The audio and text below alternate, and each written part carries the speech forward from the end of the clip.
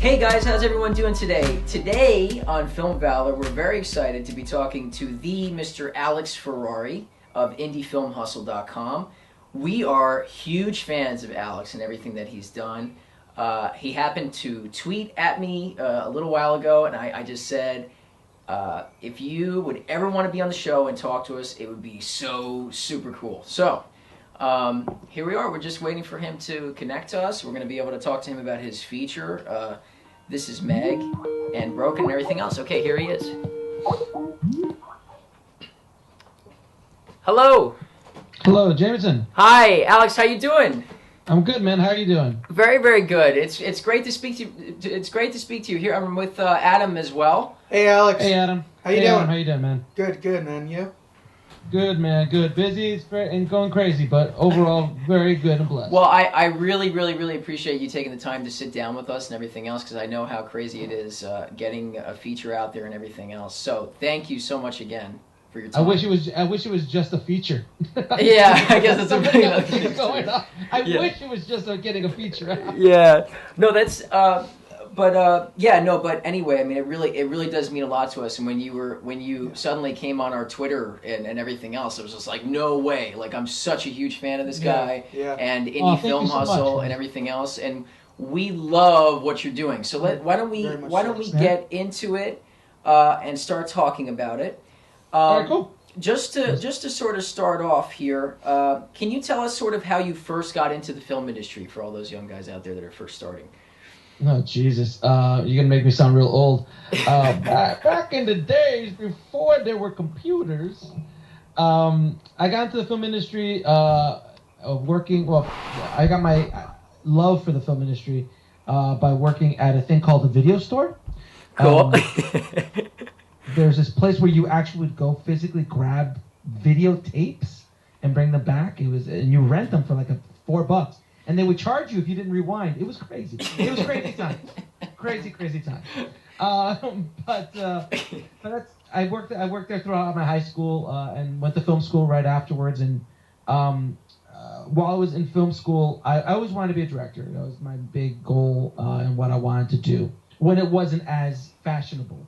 Now everybody wants to be a director. Everybody wants to be in that seat. Mm-hmm. But back in the late 80s, early 90s, the film industry wasn't as popular as it's a career. It wasn't a career choice as much as it is today. Right. And the technology was just super expensive. But like I told a lot of people, back in the late 80s and even in the 90s, you literally just had to make a feature, and it was sold. Like you just had to make one.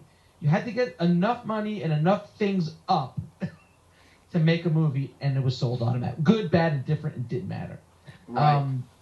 So after I went to film school, I decided to go into editing, into post-production, because I didn't want to be a PA. I did a lot of PA work. Yep. And I was like, this sucks. And I'm like, I'm going to go into that room over there where it's dark and air-conditioned and maybe get carpal tunnel syndrome, but I'm going to learn that Avid. That's cool. And that's what I did. I learned the Avid and learned editing, and I think after I got my job as a tape dubber in a commercial house in Miami, probably about 9 months later, I quit and went off to be a freelance editor in the very lucrative Miami filmmaking market. Uh-huh. That's called. It's sarcasm. If you guys didn't pick that up, there's a lot of sarcasm in that comment. So, but I made a living as an editor and then later as a colorist.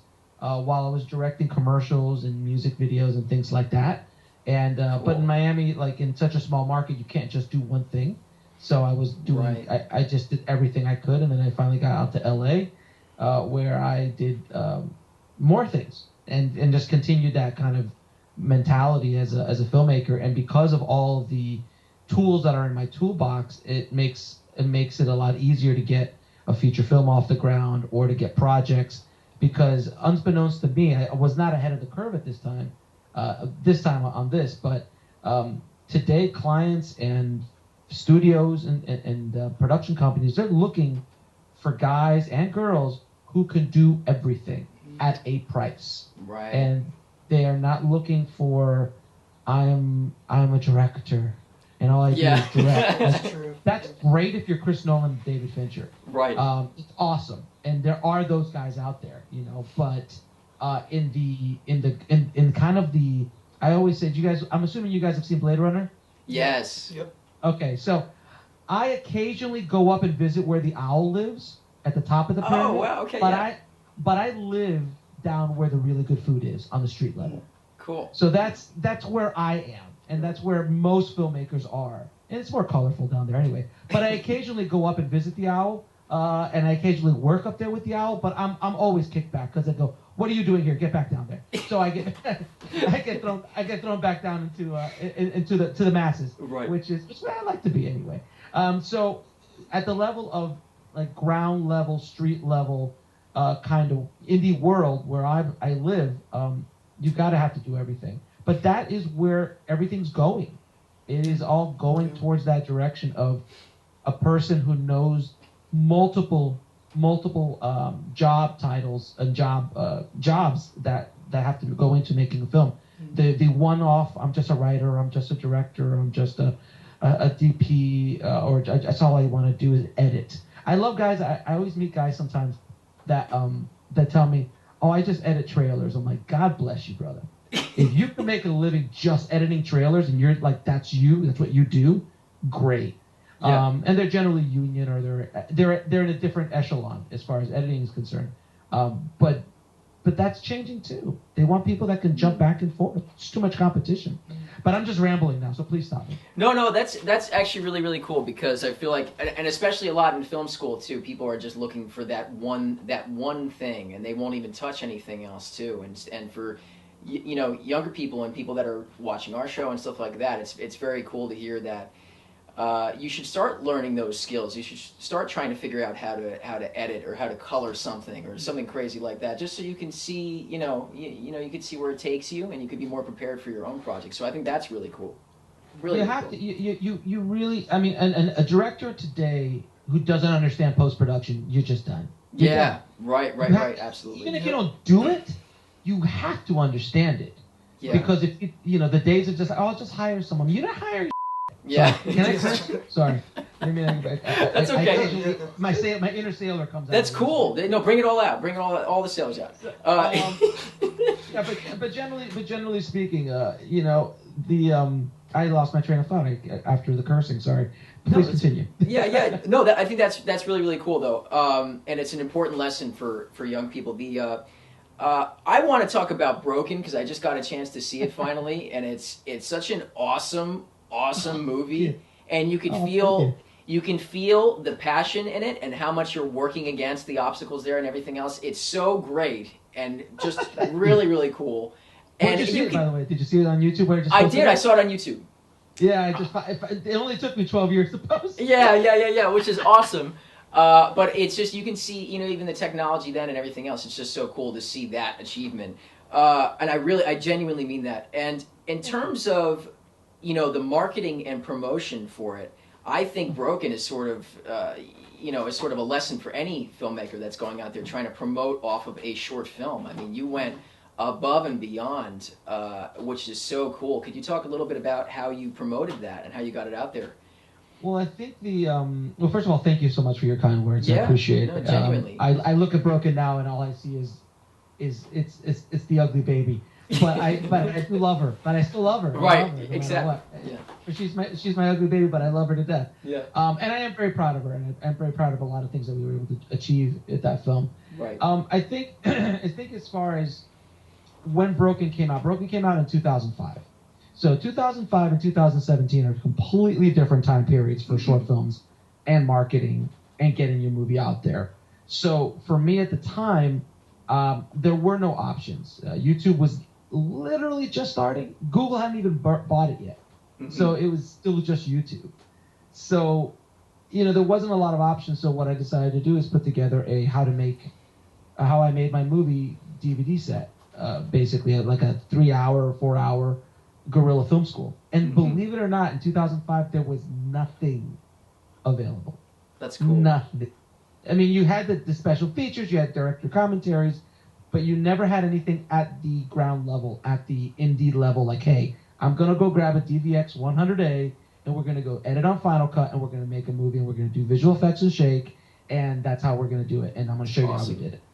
And that was just, that didn't exist back then. So the biggest lessons I can give about how marketed Broken is, first, understand your market. Understand who you're going to market to.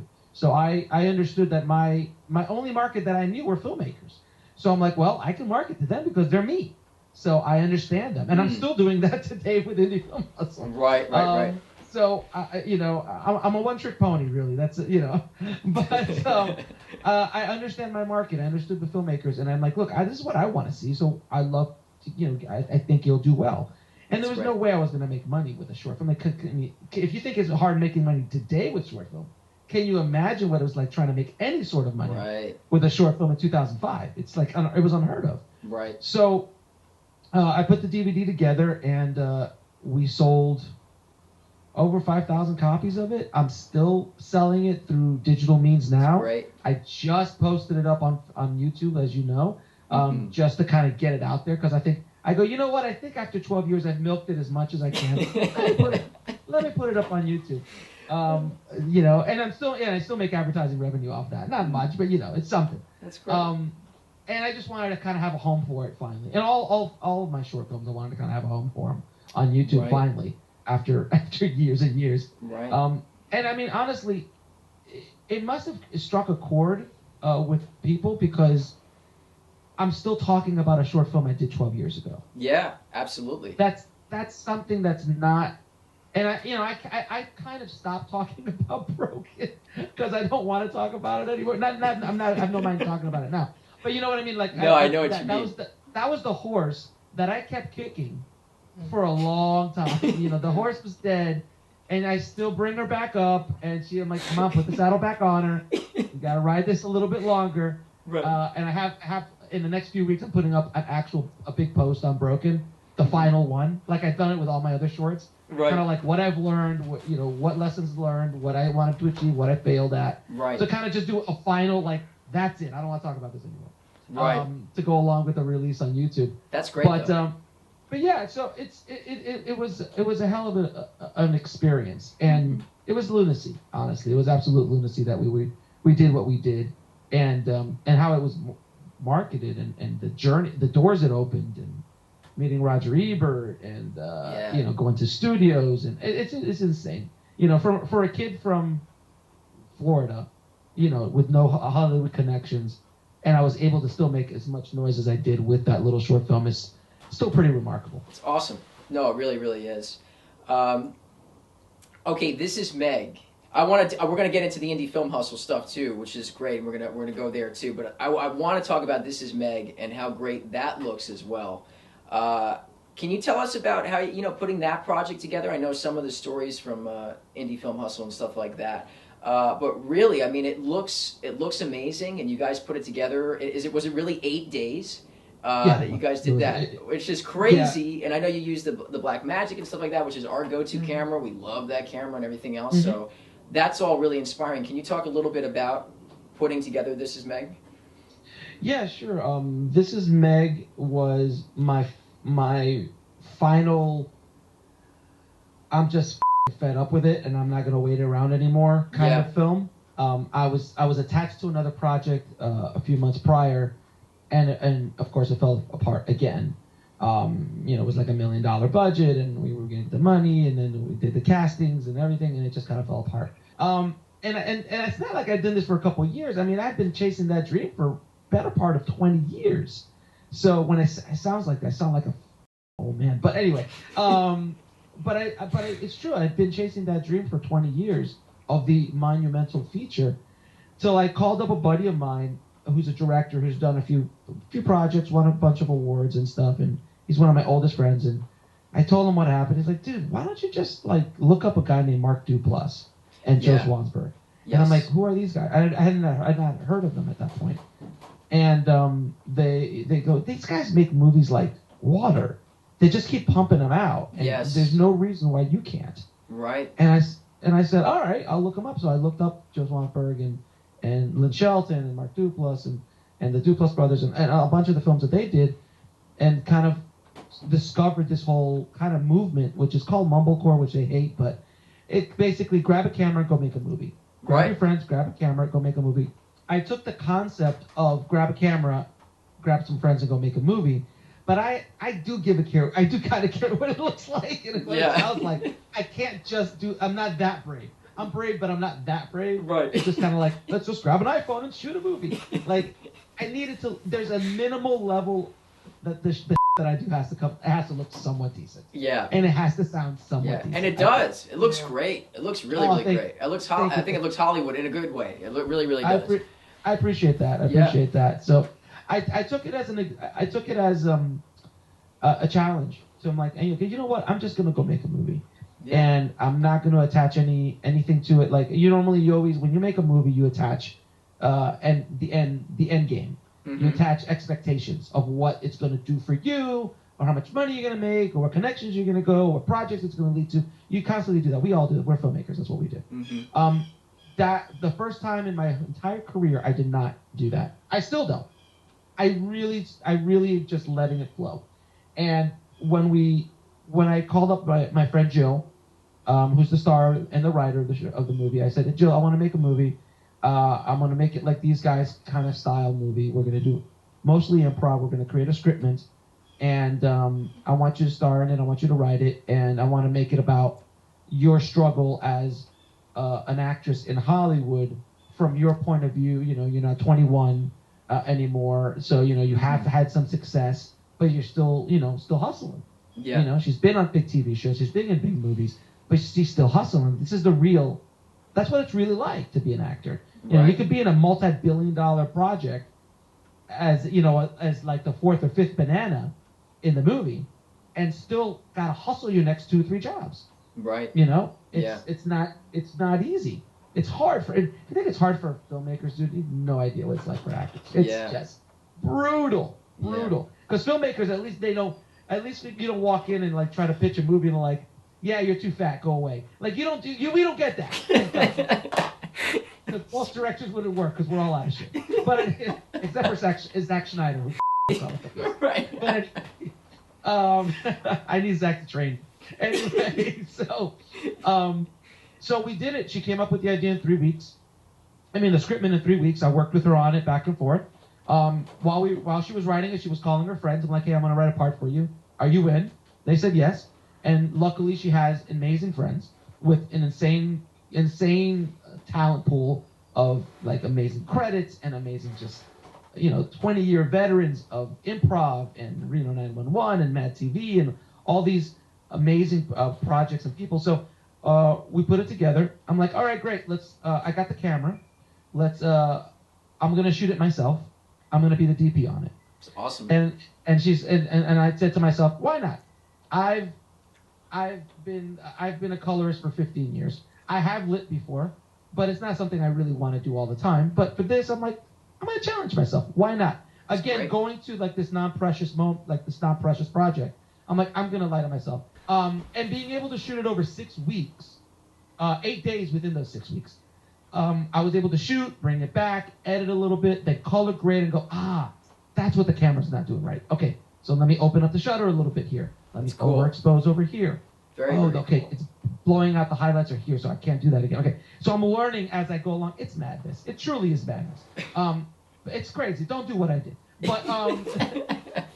But so I go through this whole process. I basically show up every day to the set with the actors, and I'm there just to capture lightning.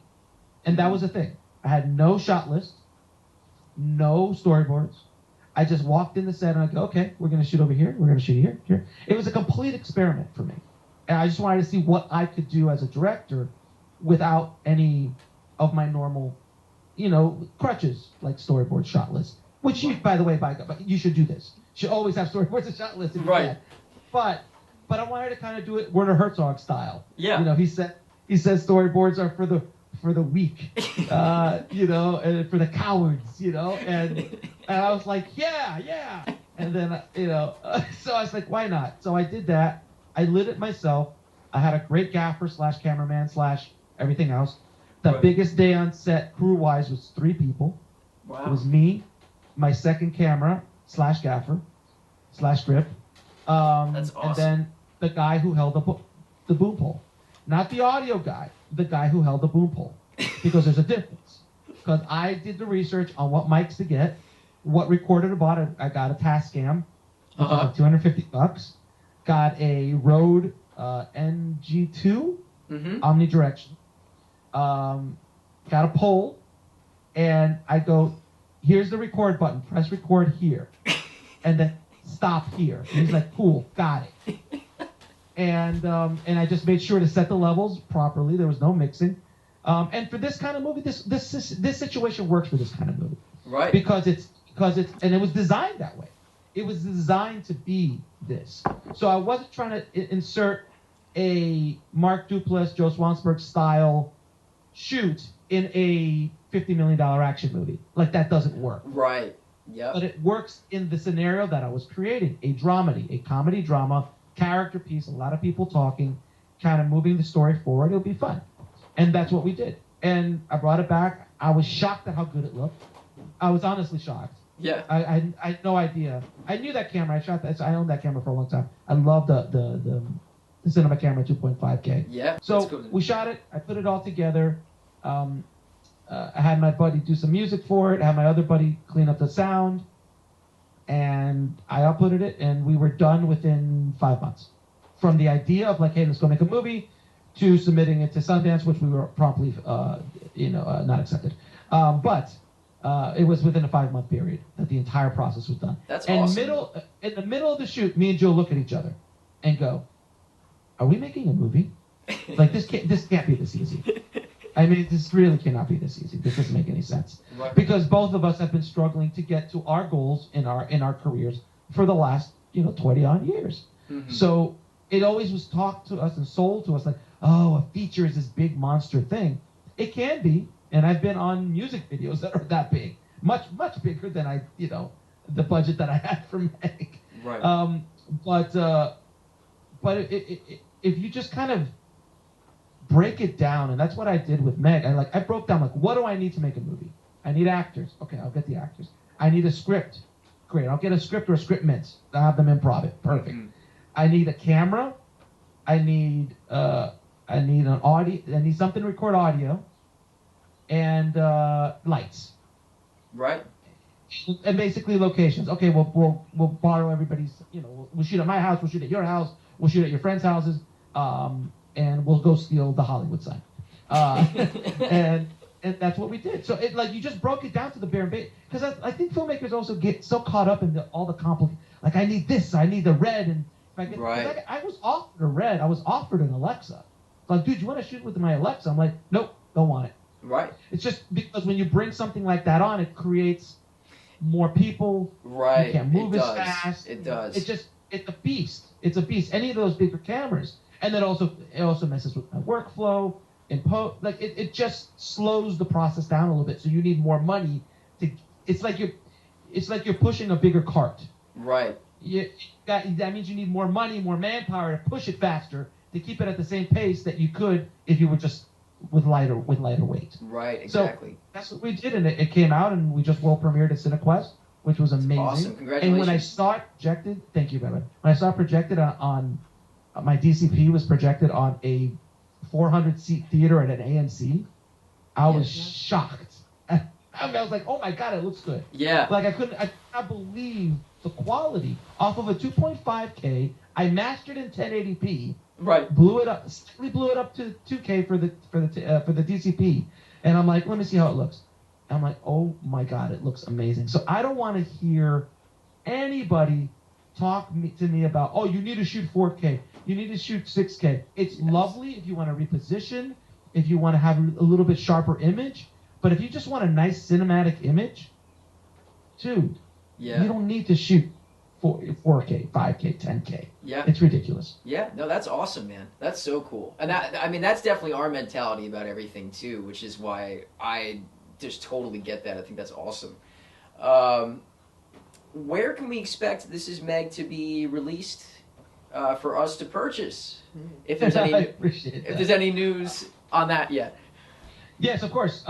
What we're doing is I've partnered with Distributor, so we can actually go directly to the online platforms. I was playing around with a theatrical run with Tug, but afterwards I decided against it, purely because it just doesn't make sense for this kind of movie. Right. So a digital platform makes perfect sense for this kind of movie. If this movie cost, $1 million, you gotta have a different battle plan. Right. You can't just make money online. It's really hard. It can be done, but it's extremely hard and it's extremely rare. You really, really, really need to understand marketing. You really need to understand audience building and have a real connection with a large group of people who are waiting for your movie. Right. So for this kind of movie, it made sense because I have my audience, Jill has her audience, and then we have the audiences of all of our cast. Right. So in a movie at this scale, going straight to iTunes, Amazon, Hulu, and those places made more sense. So we're going to launch it sometime in the summer on iTunes first. It's great. And then after iTunes, and actually we're going to show you how I do it. So I'm actually going to take you through the whole process of video. We're going to do kind of like a little mini doc with distributor, where I'm going to go into the distributor office and they're going to break down the launch strategy. That's awesome. awesome. And we're going to film it. That's really cool. So you guys, yeah, it's something that we're really excited about because I think it's something that people don't know. And when I was talking to Nick over at distributor, he's like, I want this information out there. I'm like, I will get it out there for you. So it's really, really good information, and I want to show everybody this experiment because it's still an experiment. Yeah. I have no idea. I'll share with you guys how much money we make, how we launch it. There's going to be a specific strategy on how to launch it on iTunes so we can maybe, break iTunes. That's my goal, is to break iTunes. Yeah.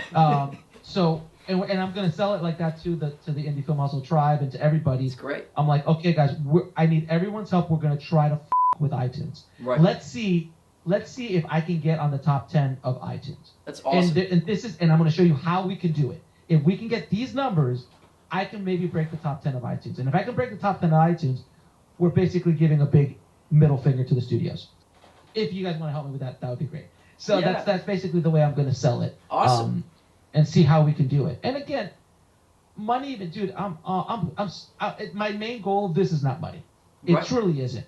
If it was, I wouldn't have made Meg. Meg is not the highest profit margin, kind of movie as far as selling it, overseas or anything like that. But it's an experiment, and it's an experiment that I did partly for me, but also partly for the tribe of my Indie Film Hustle tribe. Great. It's awesome. Because I wanted to show everybody. I wanted to kind of put my money where my mouth was. And I know a lot of people out there talk about stuff and they teach about stuff that they've not done themselves, per se. And I've done a lot in my career, but I had never done a feature. And I had never done a feature the way I've been kind of promoting it. Like, oh, you can do this. Oh, you can do that. So I decided to just put my money where my mouth is. I'm like, I'm going to go make a movie. And I'm going to show you guys how I do it. And I crowdfunded it through the tribe. So they helped me out to finance it. It's great. I mean, it's great. It's been such a wonderful, painless process. Right. Which is unheard of, as you guys know. Yes. Making movies, shorts, is not a painless process. No. It is emotionally draining, and it's physically taxing and everything. I tell you, I literally it was the smoothest, most drama-free. We've never shot more than 8 hours. It was just insane. It's insane. It's honestly insane what I was able to do with Meg. That's great. I'm completely spoiled now. I'm like, I need to shoot like this all the time. No, I think that's wonderful.